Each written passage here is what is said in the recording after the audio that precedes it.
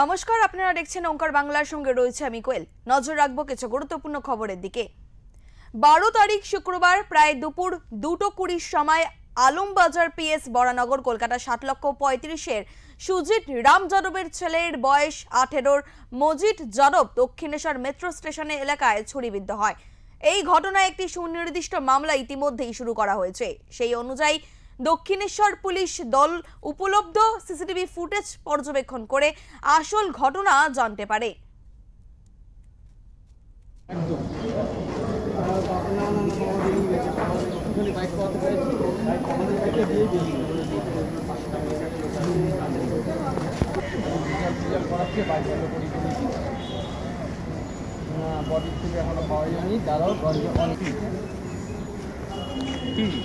হ্যাঁ,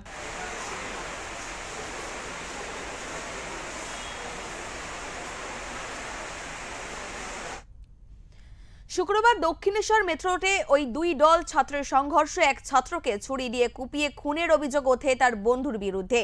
আহত ওই ছাত্র মঞ্জিত যাদবকে দ্রুত সাগর দত্ত হাসপাতালে নিয়ে যাওয়া হয়। সেখানেই চিকিৎসাধীন অবস্থায় তার মৃত্যু হয়। পুলিশি তদন্তে উঠে আসছে নতুন তথ্য।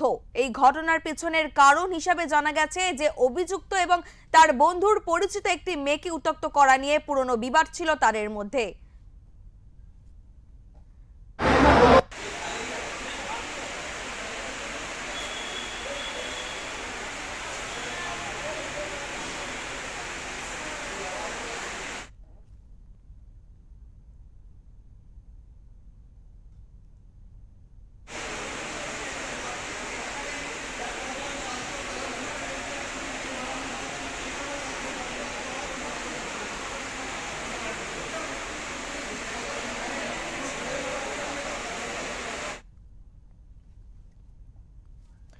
সিসিটিভি ফুটেজ পর্যবেক্ষণের পর শুক্রবার রাতে রানা সিংকে মূল অপরাধী হিসাবে শনাক্ত করে পুলিশ। পরবর্তীতে হাওড়া স্টেশন এলাকায় অভিযান চালিয়ে আলমবাজার পিএস বরানগর কলকাতা 7,35,000 সত্যেন্দ্র সিং এর ছেলের বছর 19-এর রানা সিংকে গ্রেফতার করে পুলিশ।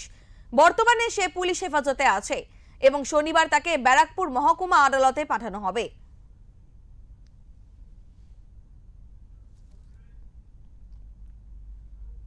এই মুহূর্তে আমাদের সঙ্গে রয়েছে আমাদের প্রতিনিধি প্রতিটি তোমার থেকে জানতে চাইবো যে কাল দক্ষিণেশ্বর মেট্রো স্টেশনের সামনে এক খুন করা হয় এক ছাত্রকে, তো অভিযুক্তকে ঠিক কখন গ্রেফতার করা হয়েছে? তারপরে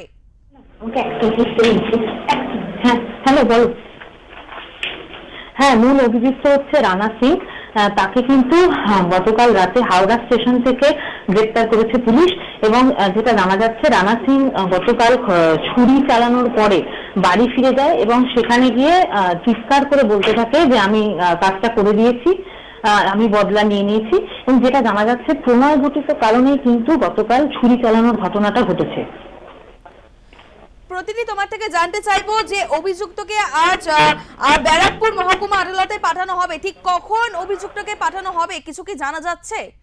না, গতকাল গভীর রাতে রানা সিংকে ধরা হয়েছে। যে মূল অভিযুক্ত সেই রানা সিংকে ধরা হয় হাওড়া স্টেশন থেকে, সেখান থেকে তাকে নিয়ে আসা হয়েছে, বরানগর থানায় তাকে রাখা হয়েছে এবং আজকে তার শারীরিক যে পরীক্ষা আছে নিয়ম অনুযায়ী সেই শারীরিক পরীক্ষার পর তাকে ব্যারাকপুর মহকুমা আদালতে পাঠানো হবে। 7 দিনের পিসি চেয়ে পাঠানো হবে, কারণ আগামী 7 দিনের মধ্যে জানতে চাওয়া হবে, পুলিশ জানতে চাইবে, যে জিজ্ঞাসাবাদ করবে যে তাকে কেন গ্রেফতার করা হয়েছে, মানে সে কেন এই ঘটনাটা ঘটালো, কি তার পূর্ব পরিকল্পিত কি ছিল কিনা, সেই গোটা বিষয়টি কিন্তু পুলিশ তদন্ত সাপেক্ষ এবং সেটাই জানার চেষ্টা করবে রানাকে জিজ্ঞাসাবাদ করে।